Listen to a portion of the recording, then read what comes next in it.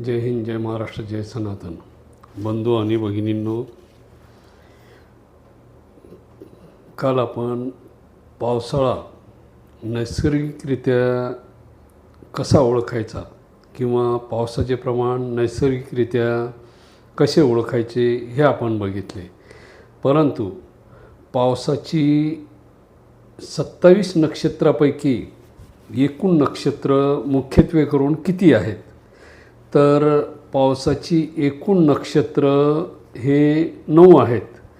आणि महत्त्वाचा मुद्दा म्हणजे मे महिन्याच्या 24 किंवा 25 तारखेला जे नक्षत्र चालू होते ते 10वे नक्षत्र म्हणजे पहिले नक्षत्र. त्या पहिल्या नक्षत्राचं नाव आहे रोहिणी. हे रोहिणी नक्षत्र 24 किंवा 25 मेला सुरू झाल्यानंतर त्या ठिकाणी शेतकरी बांधव शेतामध्ये पेरणी करतात. म्हणजे पूर्वीच्या काळी ज्या काही म्हणी वगैरे असायच्या त्या नक्षत्राशी निगडीत असायच्या. जसं रोहिणी म्हटलं, रोहिणी पडल्या रोहिणी तर होईल पेरणी, अशी म्हण त्या काळामध्ये होती. किंवा मग मृग नक्षत्र 7 जूनला सुरू झाल्यानंतर ज्यावेळेस रोहिणी 24 तारखेला सुरू होईल तर 15 दिवसाच्या कालावधीनंतर मृग नक्षत्र सुरू होईल. आता हे कसं समजायचं, तर भारतीय पंचांगानुसार जेव्हा सूर्य रोहिणी नक्षत्रामध्ये प्रवेश करतो ज्या दिवशी, त्या दिवशीपासून रोहिणी नक्षत्र सुरू होतं आणि ते 15 दिवस चालतं. आणि 15 दिवसानंतर एखादी तिथी मागं पुढं होते, त्यात वाद नाही. किंवा त्याला आपण काय म्हणतो की तिथीक्षय झाला, त्या कालावधीमध्ये तिथीक्षय झाल्यानंतर एखादी तिथी घटते. तशा वेळेस 7 जूनला मृग नक्षत्र चालू होते. आता मृग नक्षत्र पडलं तर पूर्वीच्या काळात काय म्हणायचे, पडले मृग तर मिळेल स्वर्ग, म्हणजे स्वर्गाचा आनंद त्या मृग नक्षत्राच्या पावसामध्ये, ज्यावेळेस ते मृग नक्षत्राचा पाऊस पडेल त्यावेळेस त्याचा आनंद स्वर्गात गेल्यासारखा शेतकऱ्यांना वाटायचा. किंवा ते म्हणजे शेत पेरणीला वगैरे बियाणं पेरण्यासाठी ते उपयुक्त असायचं. आणि रोहिणीमध्ये लावलेले रोपं जे बियाणं जे होतं त्याला समजा तीस असं एवढी त्याची हाईट वाढते मृग नक्षत्रामध्ये. किंवा मृग नक्षत्रामध्ये लावलेला जो बियाणं आहे त्याला बाकीच्या नक्षत्रामधले पाऊस उपयोगी पडतात. जसं नंतर आद्रा आहे, पुष्य आहे, मघा आहे, ह्या प्रत्येक नक्षत्राची वेगवेगळी म्हणी त्या काळामध्ये होत्या. पडले आद्रा तर भिजेल सदरा वगैरे. जसं म्हणजे मघा नक्षत्राचा पाऊस जर पडला तर त्याची म्हण जरा विचित्र वाटते. परंतु जर समजा नाही पडलं तर ढगाकडे बघा, असा त्याचा अर्थ होता. म्हणजे त्या काळात तिथे पूर्वीच्या काळामध्ये म्हणी वापरल्या जायच्या. मग हे असे एकूण रोहिणी नक्षत्रापासून तर शेवटच्या नक्षत्रापर्यंत, हस्त नक्षत्रापर्यंत एकूण 10 नक्षत्र आहेत. परंतु रोहिणी जर वगळली, 7 जूनचा मृग नक्षत्र जर धरलं तर तिथून पुढं 9च नक्षत्र हे पावसाचे मानलेले आहेत आणि त्यांना पावसाचे प्रतीक असं मानतात. तर ह्या प्रत्येक नक्षत्राबरोबर वाहनाची जोड दिलेली आहे. वाहन म्हणजे काय, त्या नक्षत्राला वाहन दिलेलं आहे.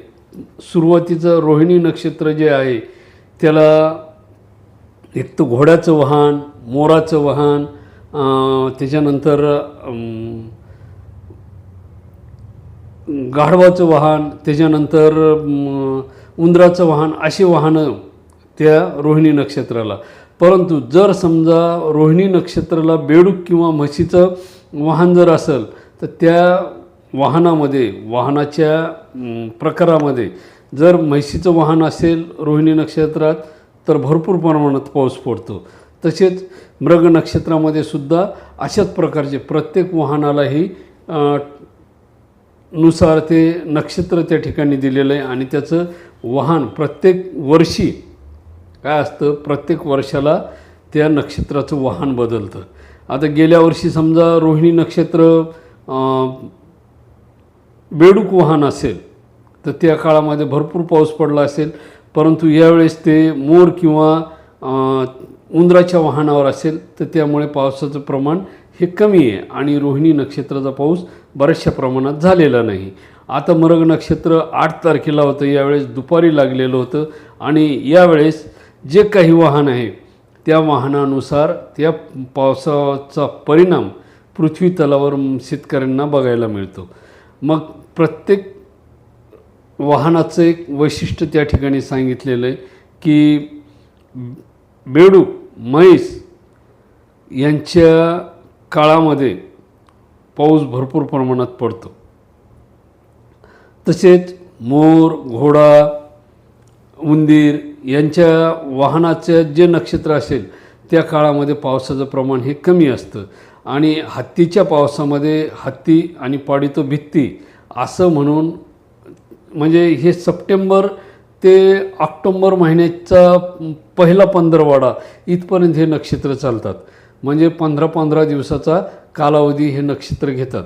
म्हणजे मेपासून सुरू झालेला, मेच्या 24-25 तारखेपासून सुरू झालेले पावसाचे नक्षत्र सप्टेंबर ऑक्टोंबरचा पहिला आठवडासुद्धा घेतात.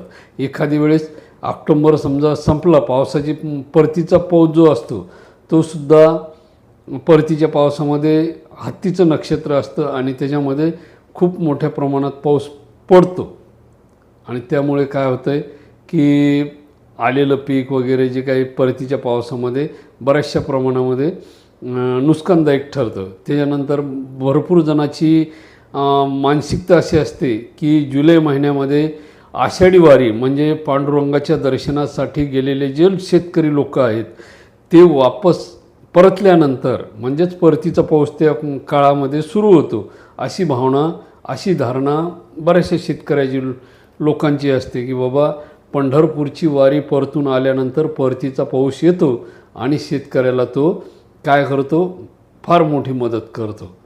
बियाणं ज्यांनी समजा काही उशिरा पेरणी केलेली आहे, ज्यांच्या भागामध्ये उशिरा पाऊस पडतो, ते लोक आषाढी वारीवरून आल्यानंतर या पेरणी करतात, बियाणं लावतात आणि तशा प्रकारे या शेतकऱ्याचं उदरनिर्वाहाचं जे साधन आहे, मूळ व्यवसाय शेती, याकडे हे शेतकरी लोक निसर्गराजावर अवलंबून असतात आणि अशा प्रकारे त्यांचा उदरनिर्वाह या पावसाच्या सहाय्याने शेती हा त्या ठिकाणी चालतो. परंतु आजच्या काळामध्ये शेतकरी बांधवांनी काय केलेले की बांधावर झाड न ठेवल्यामुळे पाणी पातळी ही खाली गेलेली, जमिनीची मोठ्या प्रमाणावर धूप व्हायला लागलेली आणि ती धूप झाल्यामुळे जमिनीतील पाणी हे खालच्या पातळीला गेलेलं आहे.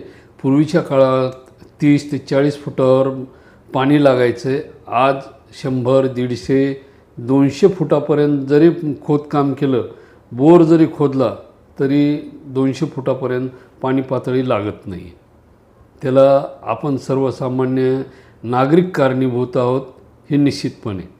सगळीकडे डांबरी रोड झालेले, सिमेंटकरण झालेलं आहे, गल्लीबोळामध्ये सिमेंटचे रस्ते, रोड सगळ्या खेड्यापाड्यामध्ये, सिटीमध्ये तर आहेच परंतु खेड्यापाड्यामध्ये सुद्धा सिमेंटीकरण झालेलं आहे. नालीचं पाणीसुद्धा पाईपलाईननं किंवा सिमेंट नाल्याच्या सहाय्याने ते पाणी गावाच्या बाहेर त्याचं विल्हेवाट लावल्या जाते. त्यामुळे पाणी मुरण्यासाठी जमिनीत जागाच राहिली नाही आणि त्यामुळे पाणी पातळी ही खूप खालावलेली आहे. 150, 200, 250, काही काही ठिकाणी 300 फुटापर्यंत पाणी पातळी लागत नाही आणि त्यामुळे काय होतं आहे, जमिनीतली पाणीसाठा कमी होत चाललेला आहे. तर बंधू आणि भगिनींनो, होईल तिथपर्यंत आपल्या बांधावरती झाडी ही अवश्य लावा, त्या झाडांची काळजी घ्या. नाहीतरी काय करा, तुमच्या गावामधून 2-2.5 किलोमीटर शिव असते, त्या शिवापर्यंत तुमच्या गावातून 4 रस्ते गेलेले 4 दिशेला. प्रत्येक रोडवर तुम्ही तुमच्या गावाच्या सीमेपर्यंत जरी झाडे लावली, वड, पिंपळ, कदंब, चिंच, आंबा, आवळा अशी जरी झाडं लावली तरी मोठ्या प्रमाणामध्ये तुमच्या गावाच्या परिसरामध्ये पाणीसाठा होऊ शकतो. जसे की आणि ते फळझाडं तुम्हाला पैसा देऊन जाणारच आहे. जांभूळ लावा, आंबा लावा, चिक्कू लावा, त्याला ग्रामपंचायतनी संरक्षण द्यायला पाहिजे. ती फळांची झाडं ज्यावेळेस फळं येतात त्यावेळेस एखाद्या माणसाला ठेकेदारी पद्धतीनं ती राखायला द्यायची. त्याच्यातून येणारं उत्पन्न हे ग्रामपंचायतच्या उपयोगाला आणायचं आणि त्याचा बराचसा फायदा गावकऱ्यांना तिथल्या ग्रामपंचायतला होऊ शकतो. जसं पेरे पाटलाने पाटोदा गाव आज वृक्षमय करून टाकलेले. प्रत्येक गल्लीबोळामध्ये त्यांनी वड, पिंपळ, जांभळाची झाडं, चिक्कूची झाडं, जांबाची झाडं अशी वेगवेगळ्या स्वरूपाची झाडं त्यांनी प्रत्येक घरोघरी लावलेली आहेत. तसे प्रत्येक ग्रामपंचायतच्या सरपंच, उपसरपंच, सदस्य यांनी सर्वांनी मिळून जर ही झाडे लावली तर गावही हरित होऊन जाईल आणि गावाचे सौंदर्यही टिकून राहील आणि पाणीसाठाही भरपूर राहील. त्यामुळे सर्वांना विनंती आहे, झाडे लावा, झाडे जगवा. जय हिंद, जय महाराष्ट्र, जय सनातन. धन्यवाद.